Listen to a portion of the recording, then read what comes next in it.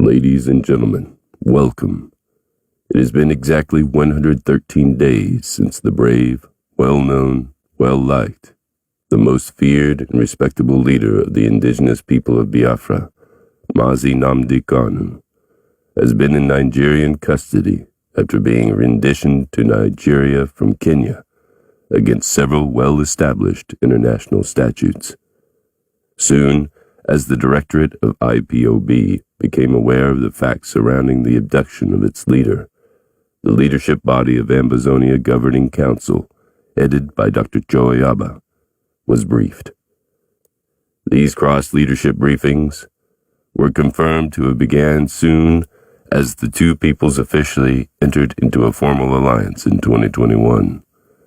Dr. Choyaba, who has not officially addressed the people of Biafra in person since the abduction of his comrade and friend, Nnamdi Kanu, released two short statements on the wake of the IPOB leader's illegal rendition. To the people of Biafra, the leader wrote the following message. IPOB has confirmed the abduction of its leader, Mazi Nnamdi Kanu. The Biafra people must remain steadfast in their quest for self-preservation and the actualization of their nation. They must know that genocide before did not destroy the dream. Political asphyxiation did not kill the hopes of millions of Biafrans to exist as a people.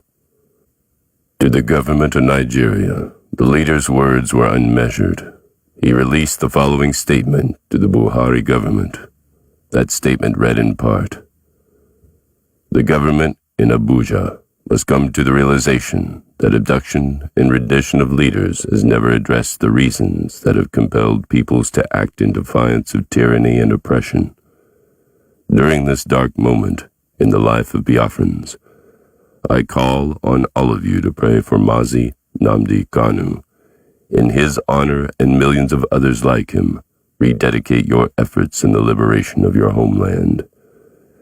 At this very moment, when the leader of the Ambazonia Liberation War is about to officially address the people of Biafra, it is important for the world to be reminded that the two peoples who have historically occupied the lands of Biafra and southern Cameroons, now called Ambazonia, share a very great and undisputed common history.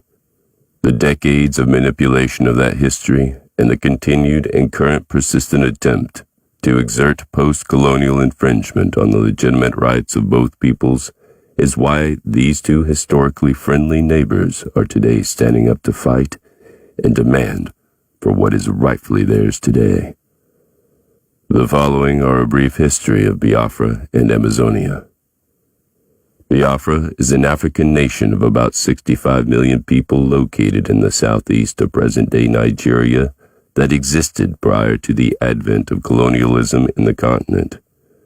As an independent state, Biafra carried out its trade and commerce with other neighboring countries before its forceful amalgamation with the northern and western parts of the Republic of Nigeria.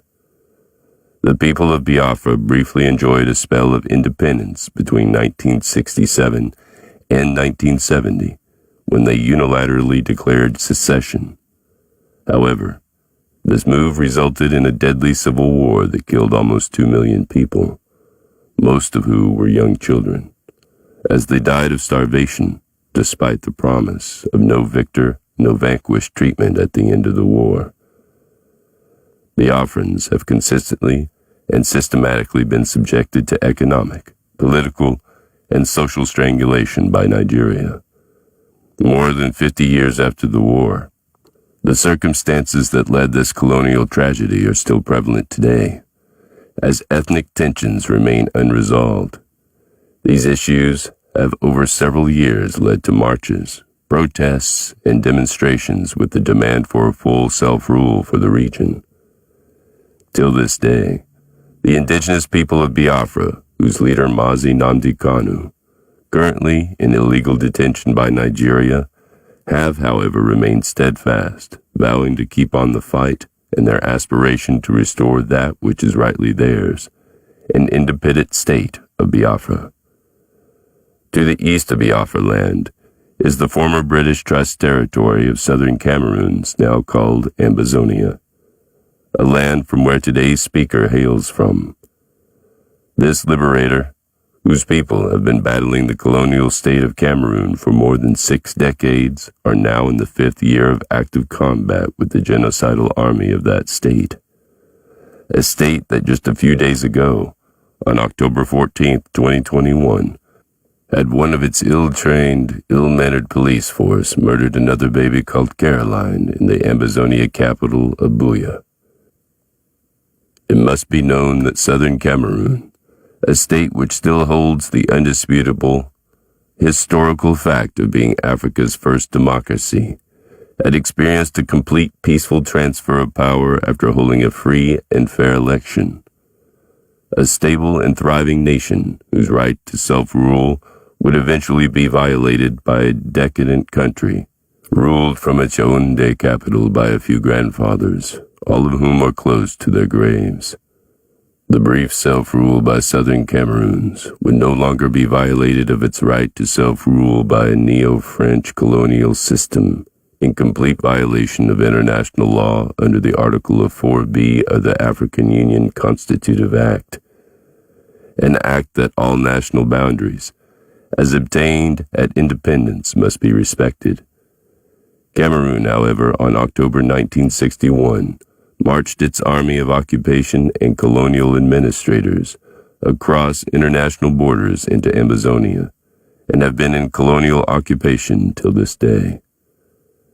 Cameroon would gradually dismantle Ambazonia's political institution to the extent of annihilating Ambazonians' world-class democratic structures, as prognosticated by a 1972 wire now declassified from the U.S. Embassy Yaoundé to the White House.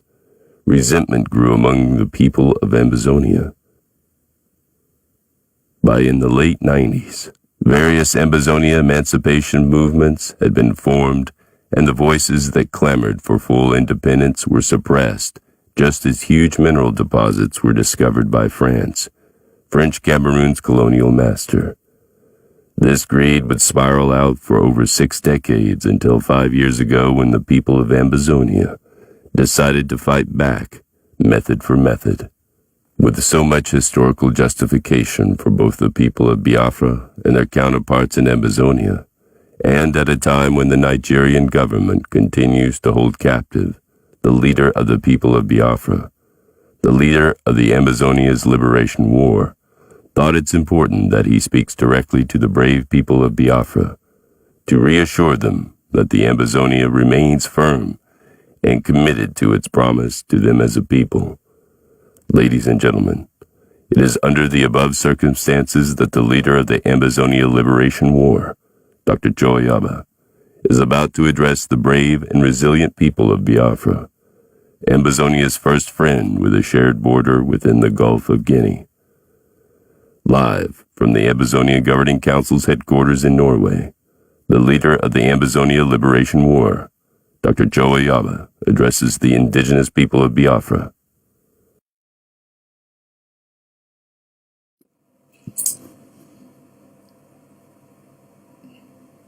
My fellow Biafrans, all hail Biafra, all hail Biafra. A few months ago, your leader was kidnapped and renditioned to Nigeria, where he has remained detaining Communicado for the past months. I have never really spoken directly on this issue, and I have never addressed you on this issue. I sent a letter to the directorate, the HOD, a few days ago,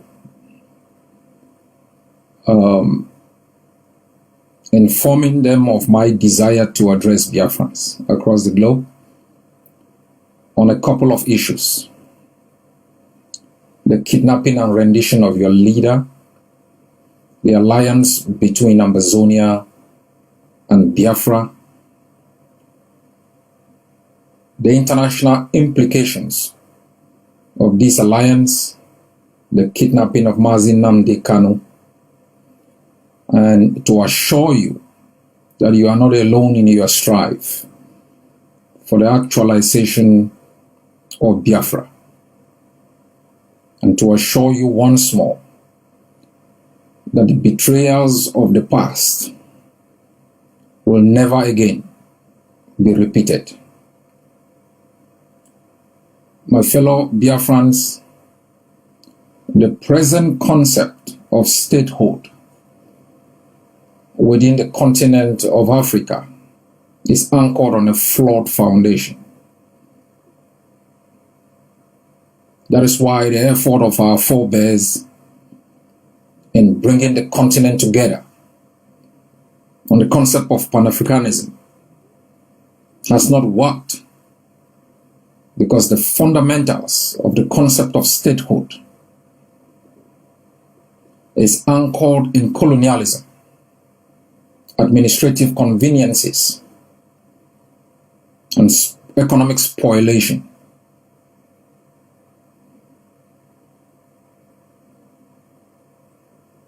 Africa has gone through several tragedies, and the children of Africa are scattered across the globe in search of a homeland, in search of an identity, in search of happiness. The continent hijacked hundreds of years ago, splintered and shared amongst colonialists who have implanted as overseers and managers of these plantations tyrants and butchers who laid waste to our coast, looted our resources, built a large army that they have used to continue to perpetuate a new colonial doctrine that favors the West and these tyrants. The leader was kidnapped through an illicit intercourse between Nairobi and Abuja. The leader of the largest indigenous group in the continent of Africa.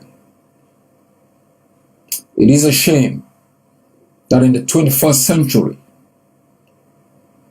a people like Biafrans, who have been subjected to economic deprivation, political asphyxiation, social exclusion,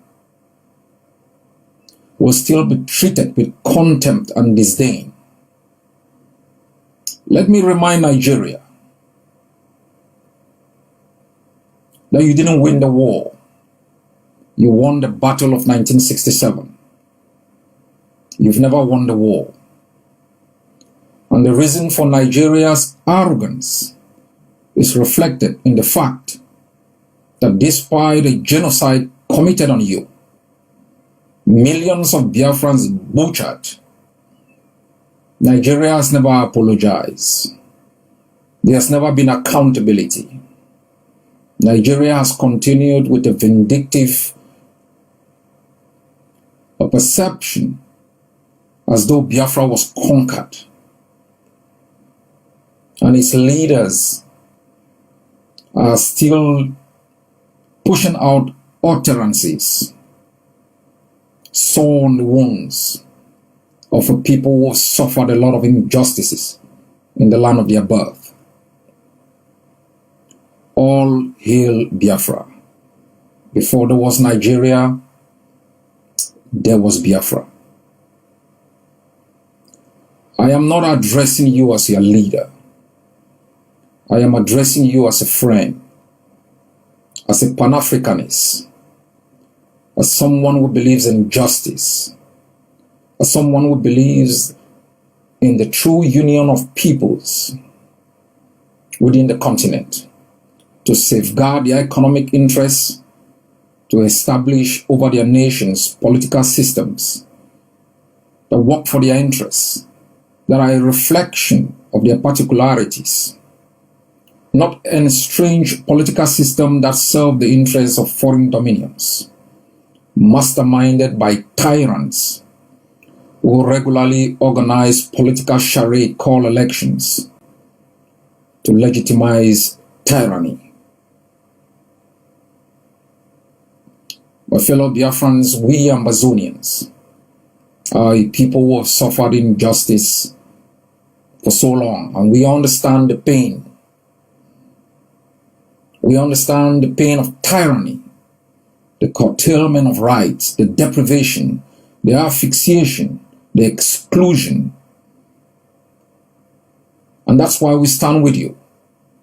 And like our forebears did in their struggle against colonialism, we believe as a people who have suffered tribulations, we should never utter words or take actions that betray other people. That is why I led Ambazonia into an alliance with Biafra, because you are a permanent neighbor. We were once governed as part of Inigo, and we walk out of there peacefully to establish our own system of rule in our own capital. We share a common border, a common heritage. We form one of the strongest blocs in the continent of Africa, in the Gulf of Guinea. We are a reflection of the future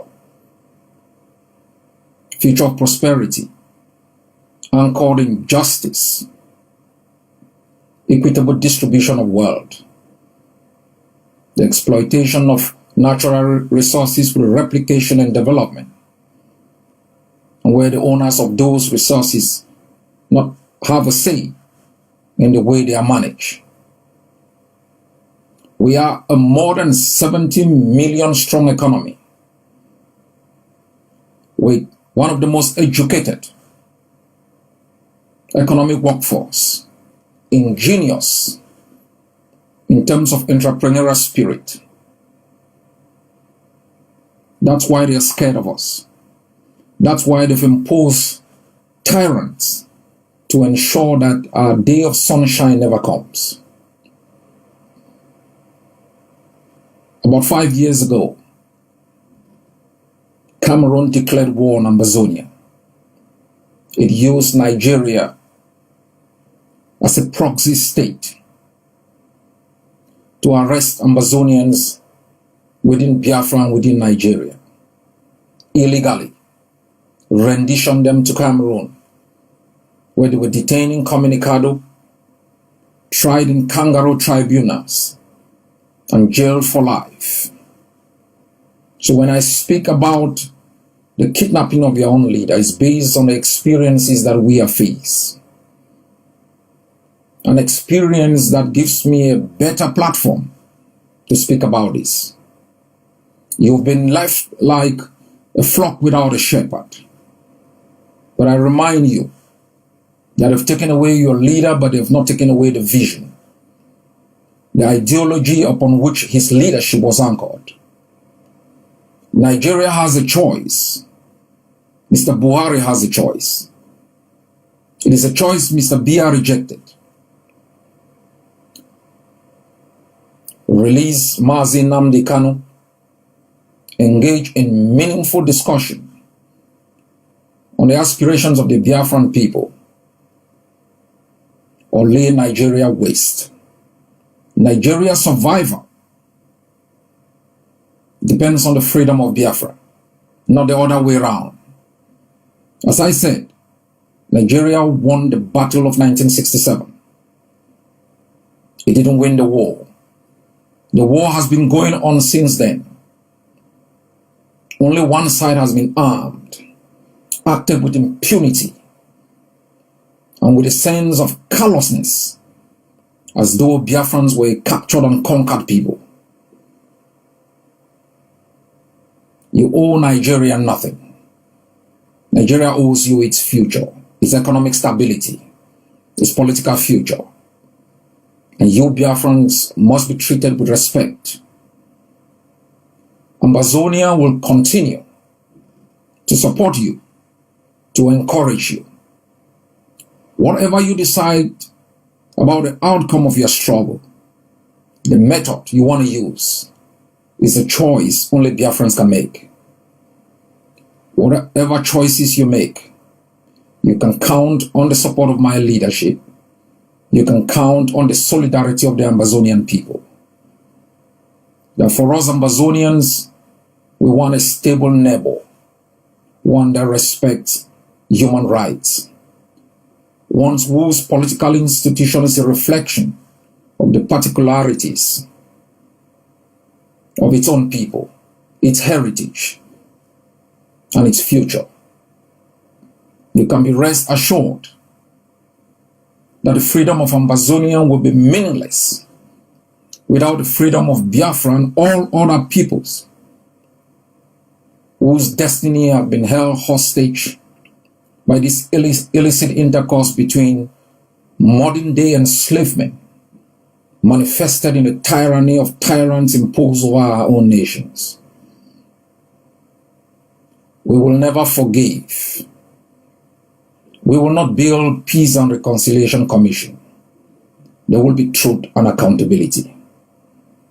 All those who have looted our resources, laid bare our territories, murdered our people, committed genocide on us, you will be held accountable through time and space. Only then, when we can hold people accountable, shall we in the future stop impunity. Shall we hold leaders accountable for their acts when they were in power and out of power.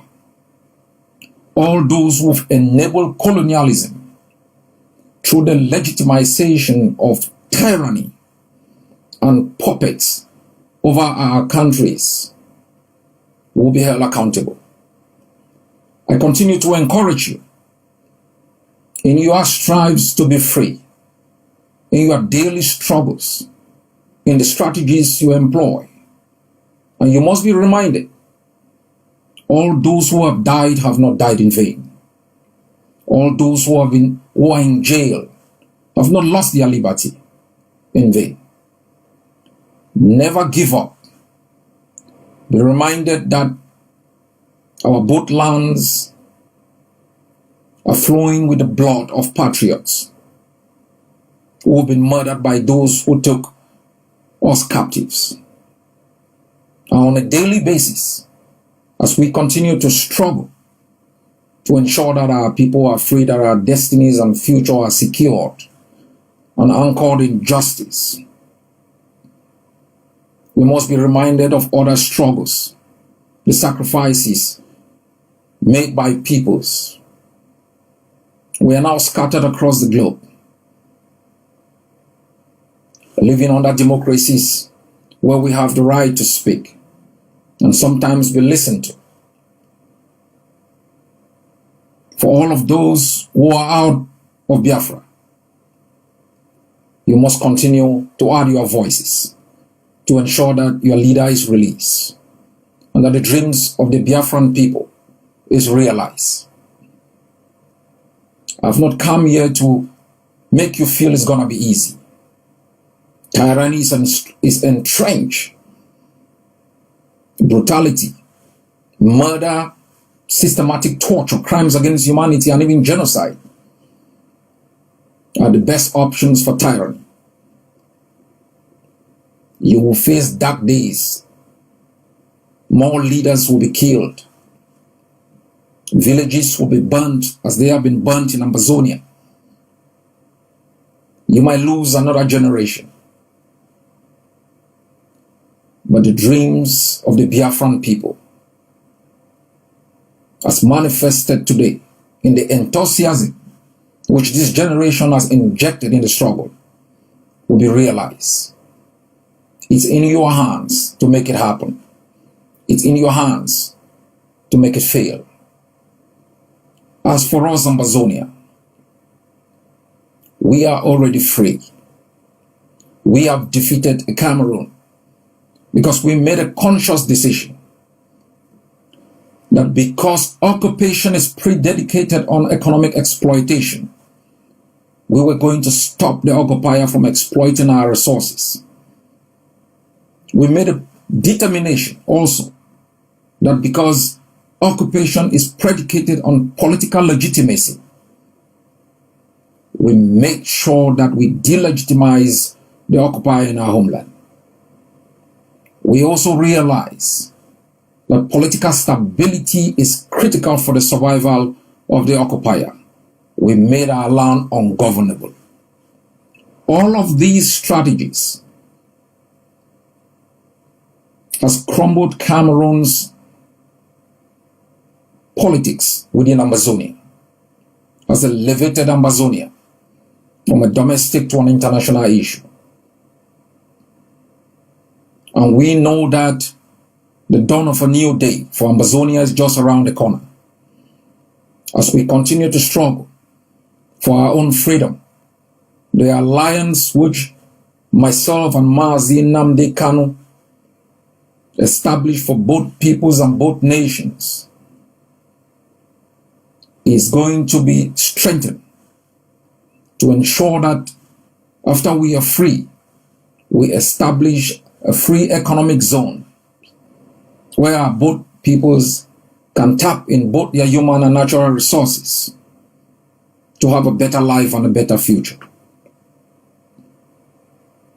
My fellow Biafrans, Nigeria did not act alone. Kenya facilitated the kidnapping and rendition of your leader. The same crime they committed in the kidnapping and rendition of the Kurdish leader, Mr. Ocalan. We must know that Cameroon continues to work with Nigeria to perpetrate crimes against Ambazonians. These alliances are critical for tyranny. They have implications on the outcomes which we seek for our people. That is why all Biafrans and Ambazonians must understand that the alliance between Biafra and Ambazonia is critical to ensure our both survivors. We will not defeat these tyrannies alone. We must work together like a people suffocated, like a people whose existence is threatened. We must stand together in all aspects. And I'm grateful and thankful that Biafrans in their hundreds join Ambazonians across the globe in the celebration of our 60th year of independence. We will continue also to replicate with the same kindness to ensure that you are free. On a daily basis, as you struggle for the freedom of your leader, you can count on me. You can count on my added voice. You can count on my own leadership. I wish you strength. I wish your own leadership, strength, foresight, and wisdom as they lead you to the dreams which you've set for yourself, for the generation yet unborn. You must know you are a free people. It is up to you to rise up and defend that freedom, or raise your hand in surrender and allow the enemy to continue to lay waste to your territory. All hail Biafra. God bless you all.